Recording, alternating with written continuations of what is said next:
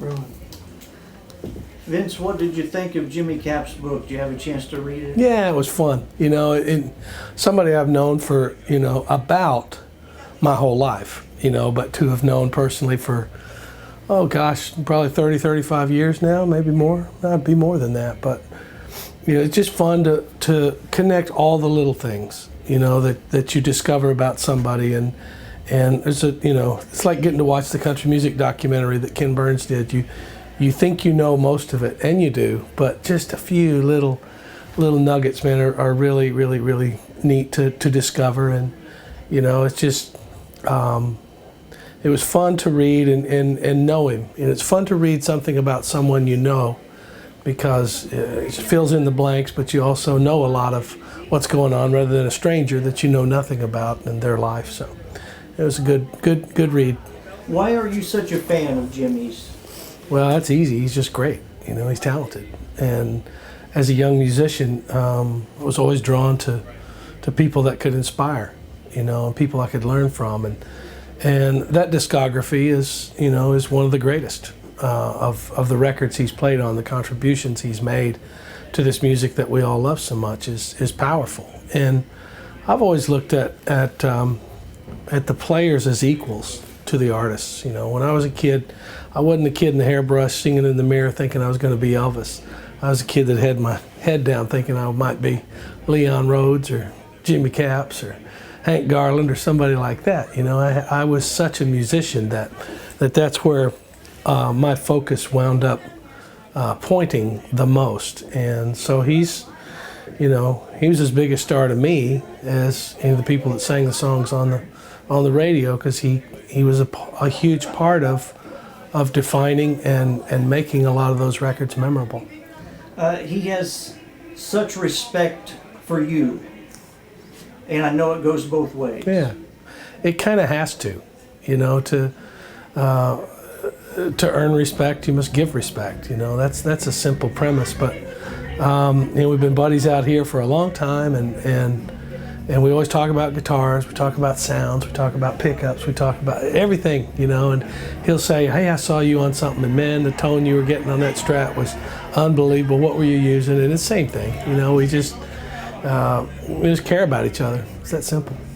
And you've had him play with you on the Opry many years, a couple decades probably. Yeah, it's a no-brainer.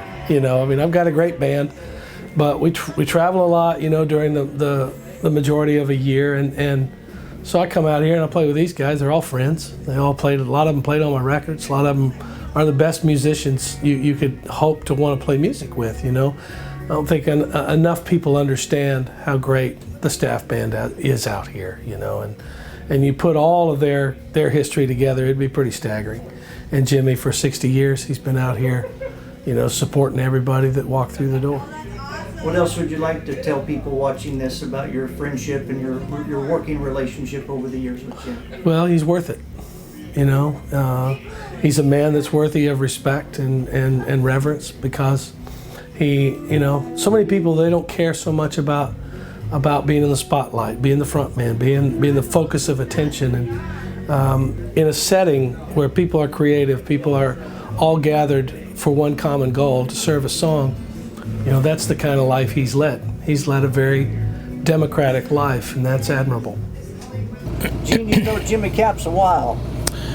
Well, about as long as I've been recording in Nashville. Jimmy's one of my best friends, one of the best players that I was ever acquainted with. Probably, except for maybe Pig Robbins, one of the most used musicians in Nashville on not only my sessions, but everybody's sessions. He's in the Music Hall of Fame, you know, not just country, but he's just a great player, great person. His friendship means so much to me. So much that you gave him a guitar. Well, I did. Yeah, we custom made him a guitar. Lance Summey, the guy that builds the bodies and everything, of course, electronics was my idea and everything, but we wanted him to have it, and of course he played it on one of our TV shows that we did, and and that thrilled me, and I'd like to think it thrilled him too. He played on a bunch of your hits. He's probably played on more than he even remembers, because I used him on lead guitar on a lot of them, and then again I used him on acoustic guitar on a lot of them, and there was several of them that I used him and Pete Wade playing, you know, dual rhythms, and those guys were like joined at the hip, and just fantastic. Whatever I needed on guitar, whether it was lead, acoustic, or whatever, all you got to do is just, you know, mention Jimmy's name, and he was there. I'm working on a Pete Wade book too in my spare time. You get a lot of people played on your songs, a lot of musicians in and out, but you guys have a friendship away from the recording studio. Absolutely. Like I said, I would like to think that Jimmy's, you know, a dear friend, whether we're playing music or just visiting. I mean, go out and eat, whatever, you know, and talk shop, or just he wants to talk to me about what kind of truck I'm driving now, and I talk to him about, you know, what's he been doing in Nashville, and because there's quite a distance from where I'm from and here, even though all of my business is headquartered here in Nashville, I still live in Texas, and of course Jimmy's here in Nashville, and so, you know, he brings me up to date on what's going on, and I tell him about what kind of truck I'm driving. And he's been your band on so many different occasions. Of course, he sits in on the Opry with your band, but on the cruises in Branson, on the diner, or the family reunion. Yeah, you know, when it seems like forever when they start putting a staff band together for any kind of show or anything, well, Jimmy Capps is right at the top of the list.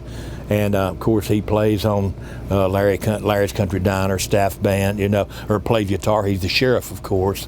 And on the Country's Family Reunions, he's in the staff band. And when we go on the cruises, he's in the staff band. Actually, and I mean this in a great way, I know it all. If you want to know about music, you can ask Jimmy Capps, and if he can't fix it, he can tell you who can, you know, and I think the world of him. I was with him today, and he was trying to learn 61 songs for the cruise.